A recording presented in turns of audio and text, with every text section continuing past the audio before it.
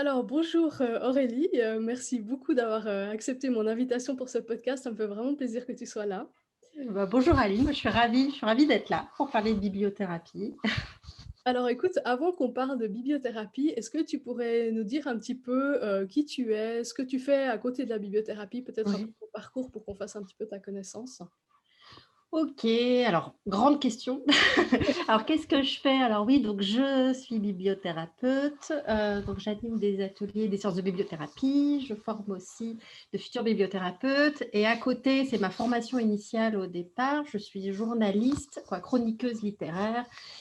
J'écris dans un magazine et j'interviens dans une petite radio locale, donc c'est ma deuxième activité très complémentaire. Moi, je trouve que l'une nourrit l'autre et inversement. Et j'enseigne aussi le storytelling dans des écoles d'ingénieurs et de commerce. Voilà, c'est le triptyque magique, on va dire ça comme ça. Donc, dans le livre, les histoires, Voilà, c'est ça, comment raconter des l'écriture. histoires, comment se raconter exactement. Oui, Mm, ouais, exactement. super. Et sur mon parcours, alors moi j'ai un parcours au départ, j'avais choisi d'être journaliste. J'ai toujours été une grande lectrice. Bizarrement, on me dit, mais pourquoi n'as-tu pas fait d'études de lettres? Et alors, je n'ai pas fait d'études de lettres parce que j'avais été un peu alors, traumatisée, le mot est peut-être un peu fort, mais en tous les cas, ça me déplaisait fortement mais qu'a voulu dire l'auteur qu'on nous a asséné pendant toute notre scolarité. Et moi qui aimais déjà beaucoup les livres, qui avait un rapport comme ça, assez presque charnel avec le livre, ce côté très intellectualisant, très intellectualisé, même s'il est intéressant, ce n'est pas du tout ce que j'avais envie de faire. Donc, j'ai quand même choisi un métier où on écrit, puisque j'ai été journaliste pendant de longues années, donc depuis longtemps, et c'est là tout le lien avec la bibliothérapie. Donc, je réalise des petites chroniques de livres dans des supports divers et variés. Et je suis venue, je ne sais pas si c'est la question, cette question amène la suivante, sur un petit peu comment est venue à moi la bibliothérapie. Alors moi, j'ai vraiment toujours été assez fascinée par le pouvoir qu'avait le livre sur les autres et sur moi en premier lieu. J'aime raconter que moi, quand j'ai lu Mathilda de Roald Dahl, j'ai vraiment eu un choc littéraire, mais je me suis dit, je peux moi aussi être cette petite fille avec des pouvoirs extraordinaires. Je m'entraînais dans ma chambre comme ça, essayer de déplacer des objets pour voir si je pouvais pas être comme Mathilda. Et j'ai rencontré la bibliothérapie, même si elle ne le nomme pas tout à fait comme ça, grâce au livre de Michel Petit, Ah oui. qui est une anthropologue de la lecture, et notamment via son livre Éloge de la lecture. Mhm. Donc Michel Petit, elle n'utilise pas le mot bibliothérapie, mais toute l'idée du pouvoir réparateur des livres, voilà, comme ça, c'est un peu le fil rouge de ses travaux. Donc je m'étais dit, mais c'est génial ce qu'elle raconte sur les mots qu'elle met sur comme ça les pouvoirs de la littérature. Et c'était un moment de ma vie aussi, ça intervient un petit peu au même moment. Je suis allée au Canada, et au Canada, j'étais à Montréal et j'avais une colocataire qui était psychologue, en tous les cas, qui finissait ses études de psychologie. Et là où elle faisait sa première expérience dans un service psychiatrique pour adolescents, elle travaillait avec des psychiatres et des médecins qui utilisaient la lecture. Ouais. Donc là encore, il n'y avait pas encore ce mot de bibliothérapie. Enfin, vous n'utilisez pas le mot bibliothérapie, mais il y avait cette idée qu'on pouvait utiliser la lecture pour faire du bien aux autres, pour les soulager. Et je me suis dit, mais c'est génial, c'est super. Et au fil des années, alors moi très vite, je me suis mis à animer en rentrant en France, alors pas des ateliers de bibliothérapie, mais des ateliers d'écriture, beaucoup d'ateliers d'écriture, donc assez lié à mon activité de journaliste. Et à la fin des années 2010, soit début, un peu plus tard, j'ai eu l'occasion de travailler avec une association qui était partenaire de l'Institut Primo Levi à Paris, euh, qui recueille des enfants, qui accompagne plutôt des enfants qui ont vécu des situations dans des pays étrangers difficiles, voire très, très compliquées. Et on animait des ateliers, alors c'était une association où on était plusieurs, en partenariat avec des psychologues, autour de l'écriture et de la lecture. Mhm. Et ce qui était assez incroyable, c'est de voir, alors évidemment qu'il n'y avait pas de prétention à se substituer au travail de psychologue, et ce n'était pas du tout l'objectif, mais que par la lecture, par des textes, par les mots, on pouvait déclencher quelque chose. Donc moi, je me souviens notamment d'un psychologue qui nous avait dit, cette petite fille qui n'a pas décroché un mot depuis 3 mois, après l'atelier, elle s'est mise à parler. Ouais, ouais. Parce qu'il y avait eu, grâce au texte, grâce aux mots, une connexion qui s'était opérée et qui avait permis, en l'occurrence à cette petite fille, il y a quelque chose en elle qui s'était opéré, qui avait fait que tout d'un coup, elle parlait. Donc voilà, je me suis dit, c'est génial, c'est formidable. Et de là, a commencé tout un cheminement où moi-même, j'ai commencé à animer de plus en plus d'ateliers, à me former empiriquement, à tester des choses aussi. Et voilà. Super. Peut-être que tu peux juste tenir ton micro dans ta main parce que ça fait Ah quand oui. même pas mal de bruit. Ah zut, Ça peut pardon. être super, Ouais, super voilà, agréable je vais le pour les tenir gens. comme ça. Je bouge plus, promis. Tu peux bouger, mais si tu bouges comme ça ira, ça fera pas de bruit. Alors ça, c'était ta découverte de la bibliothérapie. Du coup, comment est-ce que tu t'es formée? Parce que bon, on sait que chez nous, il n'y a pas de formation Ouais, il officielle n'y a pas de grand-chose. bibliothérapeute, il n'y a pas grand-chose. Donc, comment est-ce que toi, tu t'es formée? Quel est ton chemin pour développer ces compétences de bibliothérapeute? Alors, ça s'est fait par des chemins, divers chemins. Alors, le premier, ça a été vraiment une expérience un peu empirique, en animant ces ateliers d'écriture, en y incorporant la lecture, aussi à travers ce que j'avais pu lire sur les travaux de Michel Petit, etc. Donc, je me suis mis à tester des choses donc, de manière tout à fait empirique. Ensuite, il y a eu plusieurs rencontres. Alors, il y a eu une première rencontre avec une auteure, une écrivaine que j'aime particulièrement, qui s'appelle Laurence Nobécourt. Alors, elle ne fait pas de la bibliothérapie, mais elle a un rapport au mot avec lequel je me suis tout à fait reconnue, et j'avais participé avec elle à un stage autour de l'écriture. Et c'est dans ce... alors, il y avait eu les travaux de Michel Petit, et avec Laurence Nobécourt, vraiment le côté l'écriture comme matériau très corporel, quelque chose qui pouvait avoir un impact vraiment dans le corps. Voilà,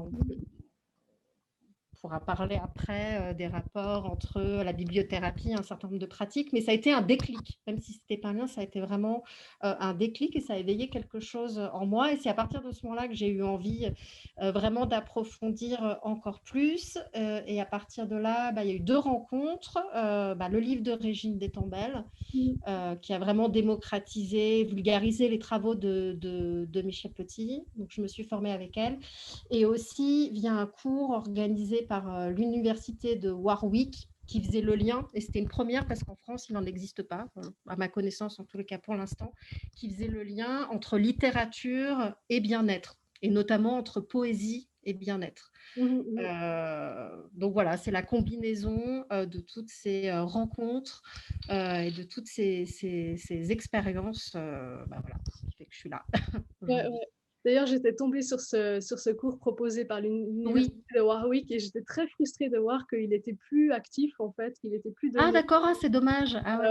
C'était un cours en ligne, c'est juste C'était un cours en ligne, ouais, tout à fait, mais assez intéressant parce que avec comment dire, diverses interventions et vraiment articulées autour de la poésie. Et moi, la poésie, c'est un genre qui me tient à cœur, souvent mal aimé.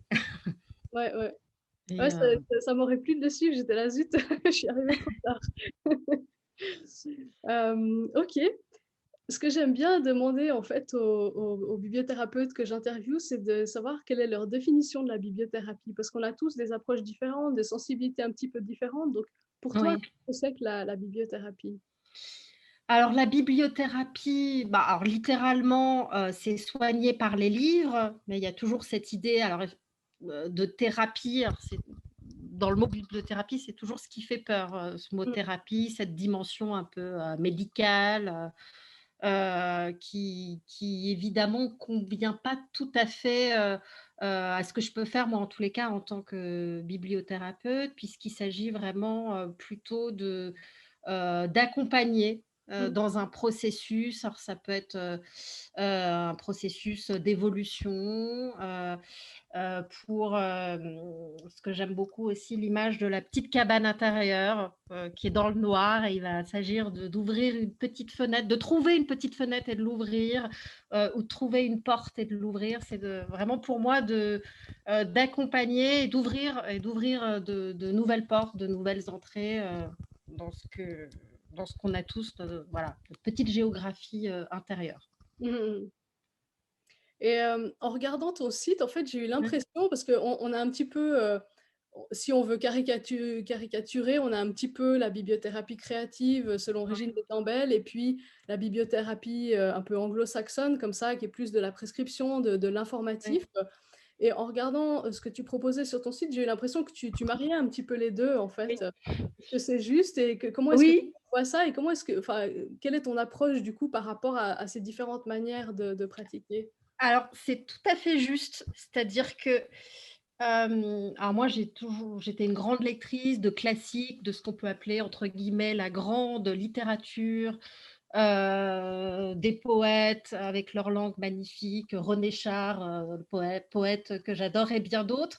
Mais pour autant, je trouve ça dommage, de dissocier et d'opposer les genres. C'est-à-dire que moi, dans mon approche de la bibliothérapie, dans une séance qu'on peut faire avec moi ou dans le cadre d'un atelier, on pourra très bien trouver, une page, un texte de Proust, mais à côté, un livre de développement personnel. Mmh. C'est-à-dire que pour moi, il y a ce triptyque que j'appelle triptyque cœur, corps, esprit, avec des livres qu'on va classer dans telle ou telle catégorie et qui vont se compléter. Donc pour moi, je trouve ça un petit peu dommage d'opposer les genres, et pour moi, ils ont vocation à se compléter. Un bon livre de, je sais pas, de psychologie ou un essai philosophique va évidemment pas avoir la même fonction qu'un roman, qu'une fiction ou même qu'un texte poétique.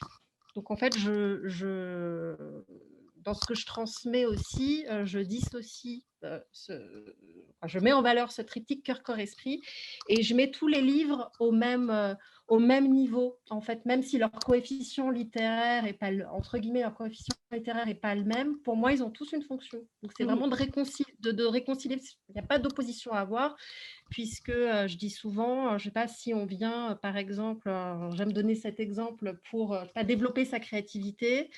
Il y a le formidable livre et best-seller de Julia Cameron, Libérez votre créativité, qui est très connu, mais on peut lire aussi un roman formidable. Alors j'aime à citer aussi le Just Kids de Patti Smith, et pour moi, avoir un roman incroyable écrit dans une belle langue, un livre de développement personnel sur une problématique ou un thème donné, c'est ça justement qui va permettre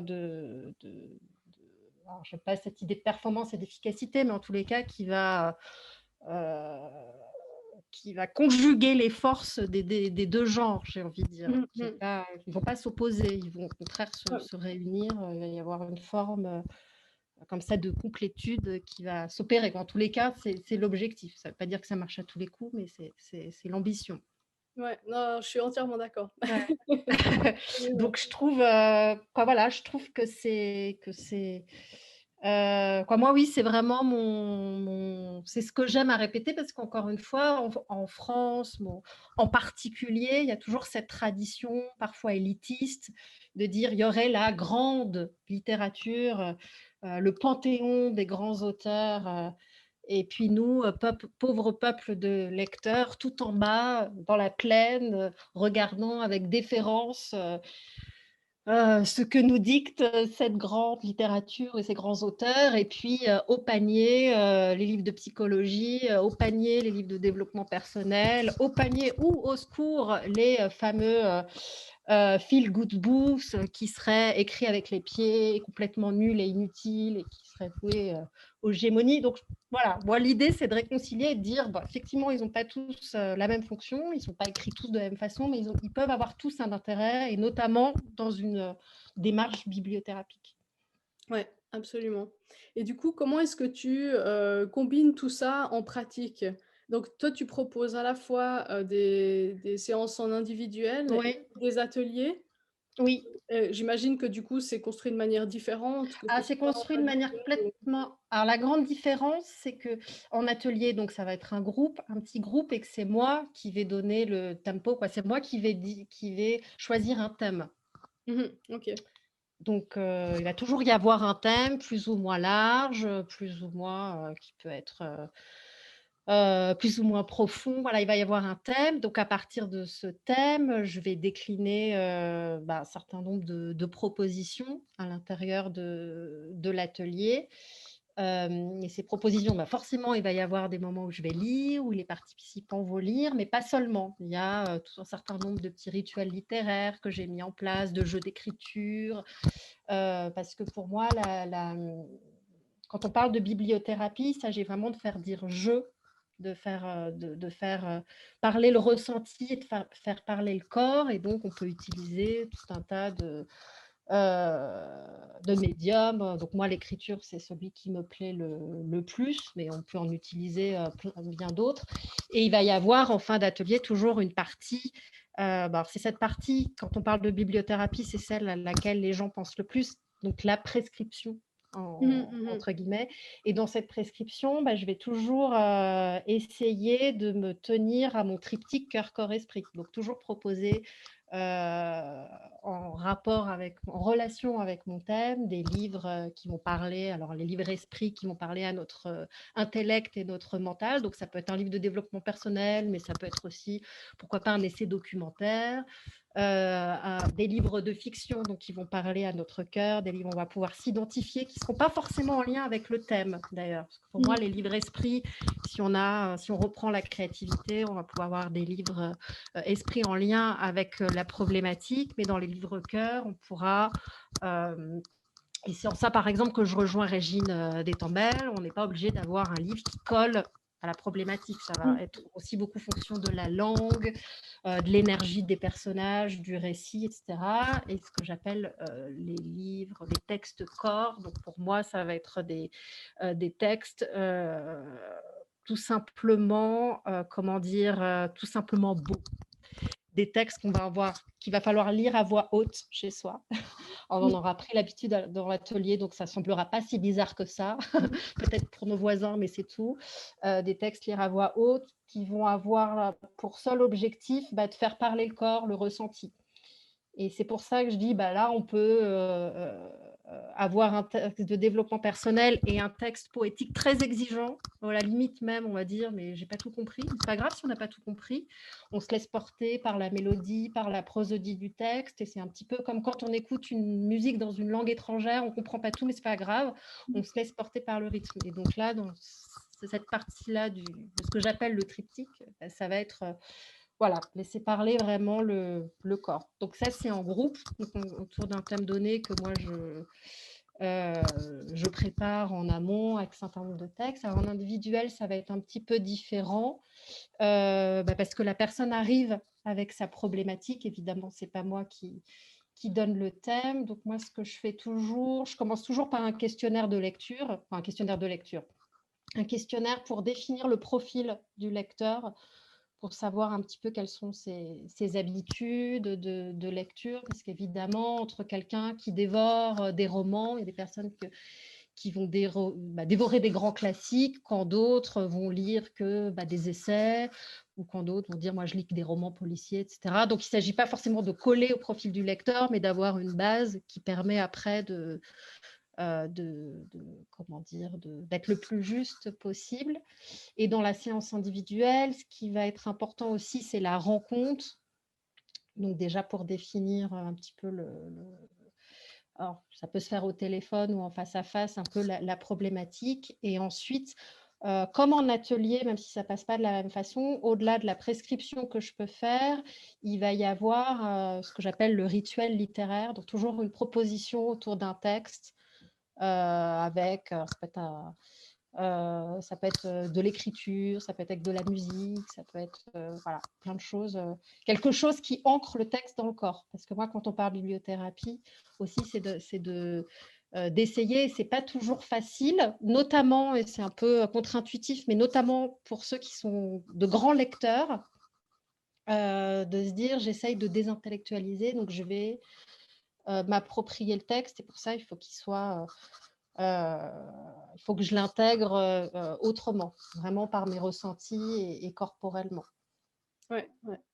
Donc finalement, tu as à la fois un corpus de livres que tu vas prescrire comme des toutes, que les gens vont lire, et puis à la fois, ta base de données d'extraits de textes que tu vas utiliser comme, lecture à haute voix, que tu vas lire Oui. ou que les autres vont lire. Comment est-ce que tu t'es, créé en fait cette base de données personnelle d'une certaine manière? Est-ce que c'est au fil de tes lectures à toi? Est-ce que je sais que c'est une question que souvent les personnes qui veulent se lancer dans la bibliothérapie se posent, de se dire: «Mais comment est-ce que je choisis les textes? Voilà, où est-ce que je trouve les textes?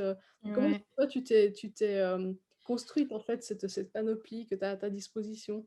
Ouais, alors forcément aujourd'hui, c'est pas tout à fait pareil, qu'avant. Alors avant, bah, comme moi, je suis journaliste littéraire, donc bah, forcément, j'avais beaucoup heu, de livres en magasin, Ah ah, ouais. donc beaucoup de références au niveau des romans et cetera. Après moi, ce que je conseille, c'est toujours partir des livres qu'on aime. Alors ça va être les livres un peu noyaux, les livres un peu supports, de se dire là, c'est, je sais pas 2, 3, 10 livres. Voilà, moi, c'est des livres qui me parlent parce que, ça répond à une question existentielle, parce que, le récit, les personnages me semblent être dans une énergie qui sont intéressantes. De partir des romans, puis évidemment, après, bah, ça va être de comment dire? D'être dans une posture un peu, pratico-pratique, j'ai envie de dire, se faire un petit tableau, Mmh mh. par thème. Et alors, il y a tout ce que j'appelle, moi, les livres esprits, donc qui parlent à l'intellect et au mental, qui vont plus, relever, de l'essai documentaire, du livre de développement personnel, où là, on peut coller au thème. Mmh mh. Donc, trouver, les livres qui font référence sur tel ou tel thème et cetera. Des livres qu'on a nous-mêmes lus, qu'on nous a conseillés ou tout simplement qui font, autorité dans leur domaine. Après, ce qui va être plus compliqué, c'est sur les romans parce que si j'ai quelqu'un, qui vient me voir pour faire, par exemple, pour, faire son deuil, parce qu'une personne qui a besoin de lire quelque chose, en fonction de la personne, évidemment, il n'y a pas un livre type sur un livre de psychologie de ces personnes-là. On pourra dire, voilà, ce livre fait autorité, moi je l'ai lu, je le trouve formidable et je pense qu'il peut faire du bien, parce qu'il va mettre des mots justes sur ce qu'on peut ressentir quand on fait un deuil. Mais sur le roman, ça va être un petit peu différent parce que c'est pas parce qu'on tout d'un coup on a un personnage qui vit le deuil qu'on va forcément s'identifier. Puis quand on est en deuil, par exemple, si on reprend ce thème un peu difficile mais récurrent, il y a des personnes qui vont besoin de sortir de leur solitude, quand d'autres vont avoir besoin de panser les plaies d'un passé familial douloureux, quand d'autres vont avoir besoin de retrouver une nouvelle temporalité, une nouvelle énergie. Et dans ces cas-là, bon, ça va être quelque chose d'un peu plus subjectif, où on peut se dire, là, face à telle personne qui a besoin d'énergie, par exemple, bah, donnons-lui, par exemple, dans tel roman, la force de vie, la vitalité de tel ou tel personnage. C'est ce que raconte Michel Petit dans ce livre, où elle donne l'exemple de Laura Adler qui a perdu son bébé et qui dit que c'est en lisant Un barrage contre le Pacifique de Marguerite Duras qu'elle retrouve un peu foi et courage, et que c'est l'énergie de la jeune fille du barrage qui tout d'un coup l'a fait renouer avec une force de vitalité. Mmh mh. Mmh. Donc là, ça va être un peu en fonction aussi de la sensibilité de chacun. Puis les textes qui doivent être lus à voix haute, là, ça peut être juste, encore une fois, parce que c'est lumineux, parce que c'est beau, parce que c'est profond, même parce qu'il y a un mot qui nous a interpellés. Et même si on n'a pas tout compris, c'est pas grave. Mmh mh. Ouais. Donc là, tu parles par exemple du deuil, mais finalement, qu'est-ce que les gens viennent chercher quand ils font une séance individuelle avec toi? Quel type de personne est-ce que tu as? Quelles problématiques est-ce ils abordent en fait avec toi? Hem, En général, souvent, les personnes qui viennent me voir, c'est parce qu'elles ont suivi, souvent, alors pas du tout de manière systématique, un atelier de groupe, donc elles veulent, approfondir. Après, c'est vrai que les thèmes sont assez récurrents. Alors, on parlait du deuil, le stress, la séparation, la solitude. Heu, c'est des thèmes aussi, assez récurrents. Après, je parlais de créativité tout à l'heure parce que je propose aussi des ateliers d'écriture autour de la créativité. Donc j'ai, pas mal de demandes autour de comment développer son imaginaire, sa créativité au sens large, Mmh. et cetera. Mais ça, c'est voilà, c'est souvent autour de ces thèmes-là, de ces problématiques-là. Et les personnes qui viennent me voir sont assez,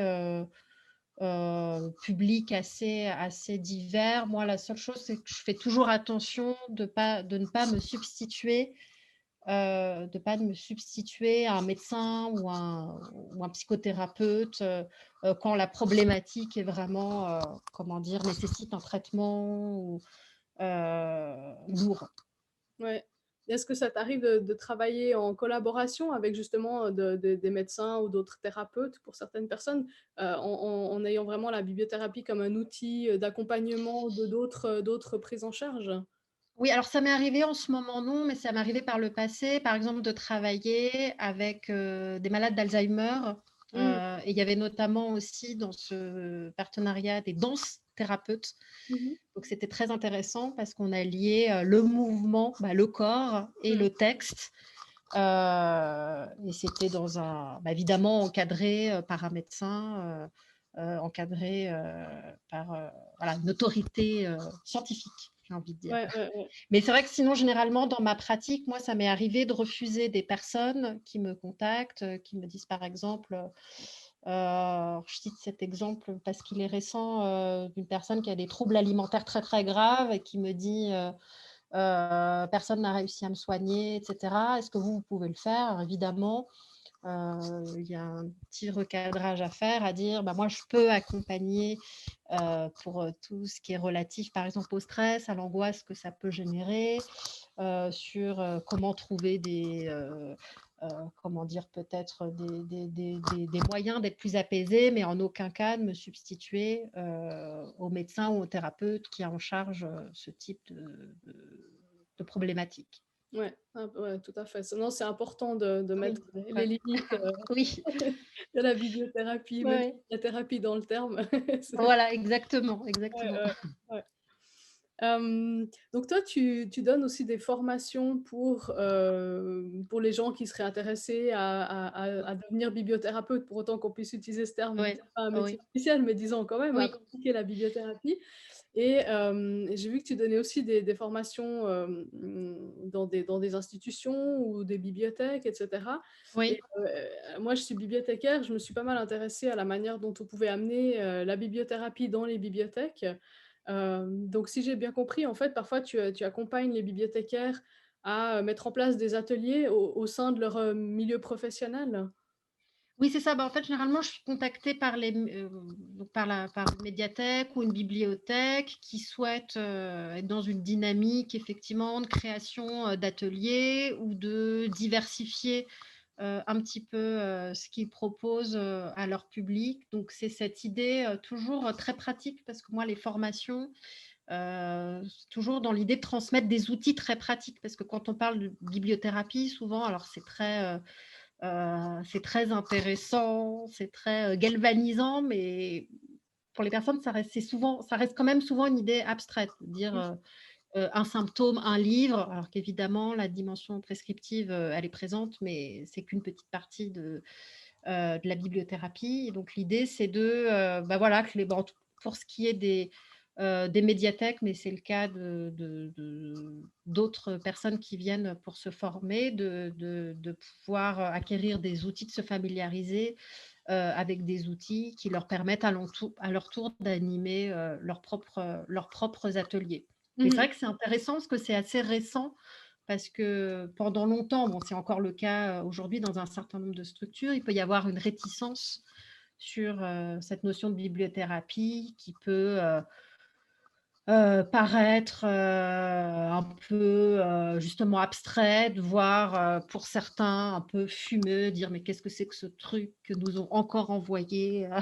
les Américains, les Anglo-Saxons?» Donc il peut y avoir certaines réticences, mais il y a aussi des formes d'ouverture, à la tête des bibliothèques, des médiathèques ou même des bibliothécaires qui disent bah, moi, voilà, je remarque dans ma pratique professionnelle que les gens viennent me demander des conseils et sur justement un certain nombre de problématiques récurrentes et que bah, j'aimerais trouver des moyens d'aller un peu plus loin. Donc, Mmh. généralement, c'est dans cet esprit aussi Ouais, c'est vrai que que c'est fait.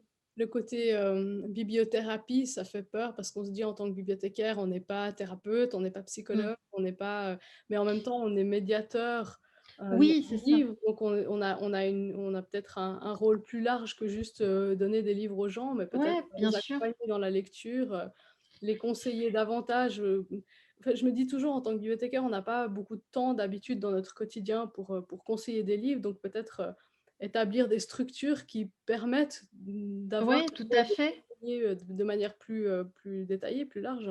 Ouais, d'aller plus loin et puis bah, de transmettre, de donner envie aux autres de rentrer dans le texte peut-être autrement, d'aller vers d'autres types de lectures. Je parlais tout à l'heure pour moi de l'importance qu'il y avait de ne pas opposer les genres.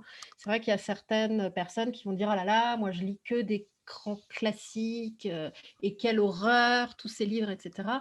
Et ça me fait toujours sourire en atelier quand je lis un texte et que je ne donne pas les références du texte ni le nom de l'auteur et je vais lire quelque chose et on va me dire ah c'est extraordinaire et je vais dire j'en sais rien, ça ne me vient pas comme ça peut être un livre pour enfants par Mmh exemple. mh, mmh. Il va y avoir une belle leçon de sagesse ou un livre de développement personnel. Et inversement, des personnes qui vont dire « Oh là là, alors moi, ça m'a traumatisé, Balzac, Zola et compagnie, plus jamais de la vie, je ne lis plus ça. » Et puis, on va lire quelque chose, on va faire quelque chose autour de ça en atelier, on dira « Ah, mais c'est extraordinaire, c'est magnifique. » Et ça va donner envie de lire peut-être cet auteur ou tous ces auteurs qu'on avait associés à quelque chose d'ennuyeux et de très scolaire. Donc, c'est Mmh mh. vraiment l'idée d'ouvrir les petites fenêtres intérieures Ouais, sur ouais. la lecture.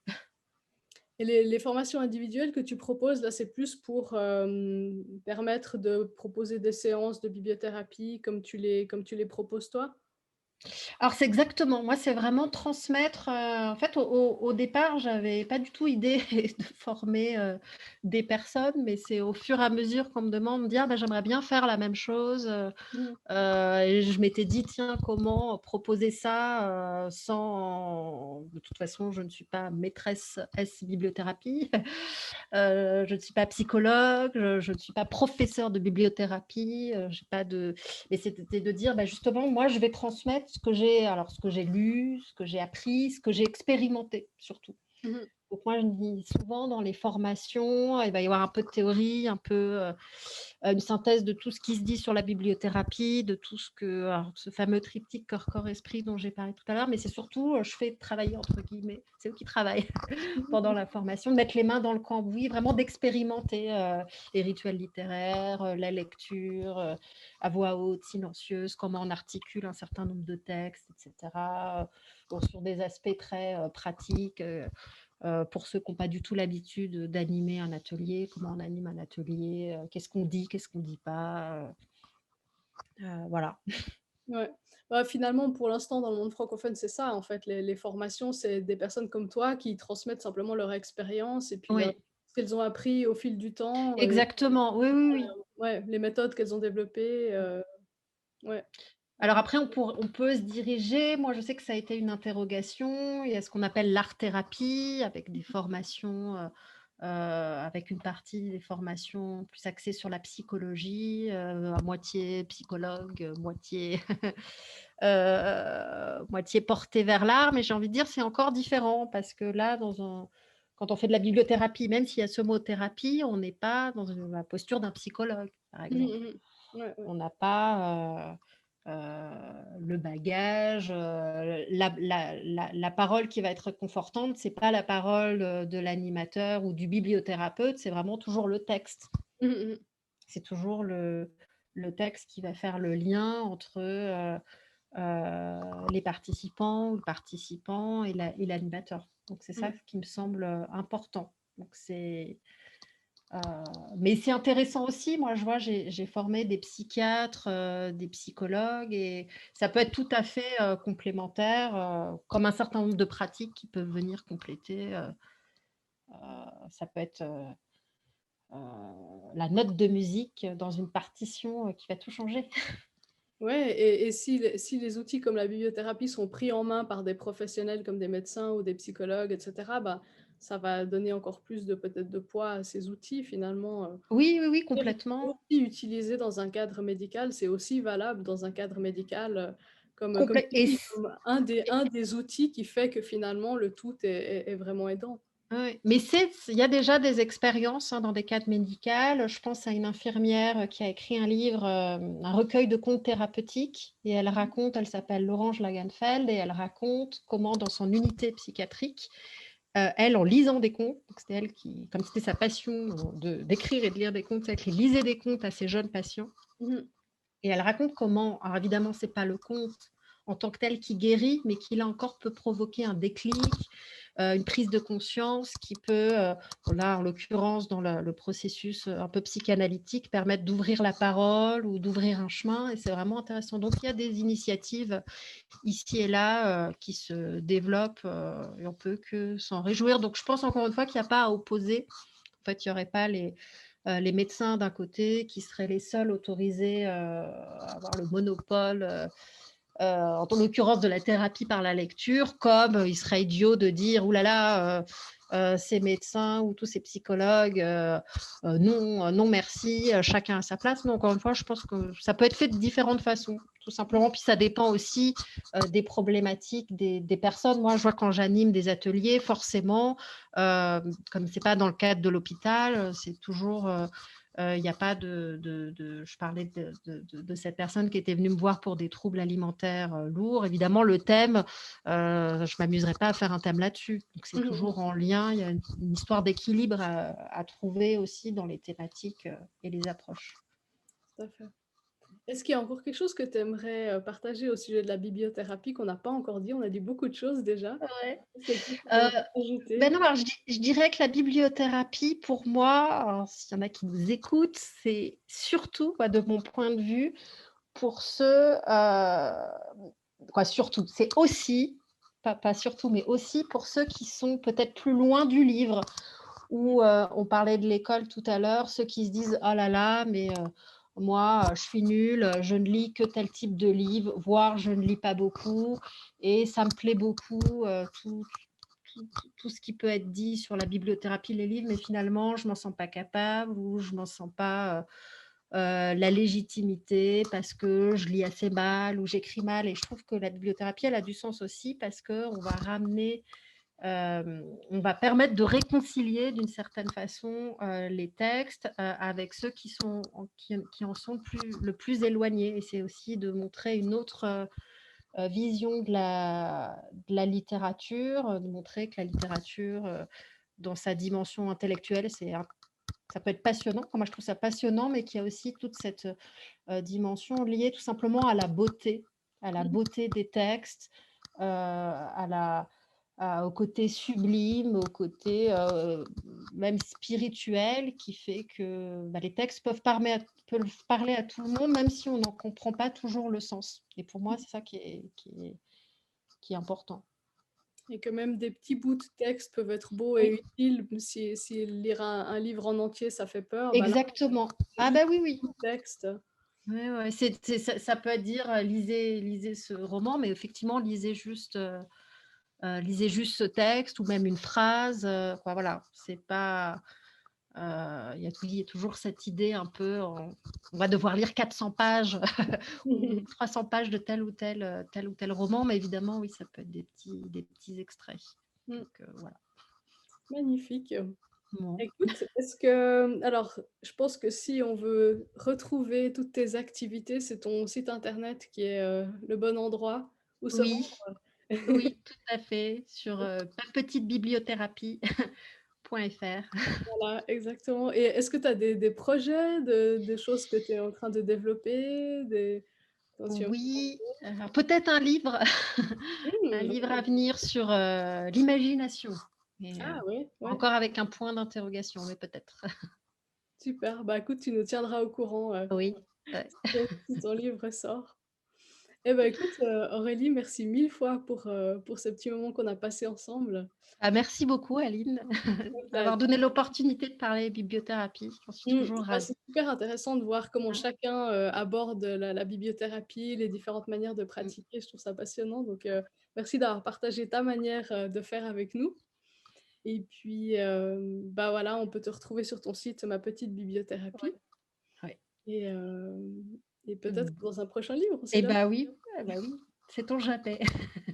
Pourquoi pas des événements aussi? J'aimerais bien, il y en a certains qui le font, on pourrait, mais voilà, j'en dis pas plus, mais pourquoi pas, voilà, un événement autour de la bibliothérapie aussi.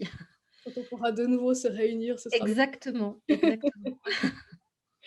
super. Et ben, écoute, merci beaucoup Aurélie Bah, merci, merci Aline, et à merci bientôt. et à bientôt, à très bientôt.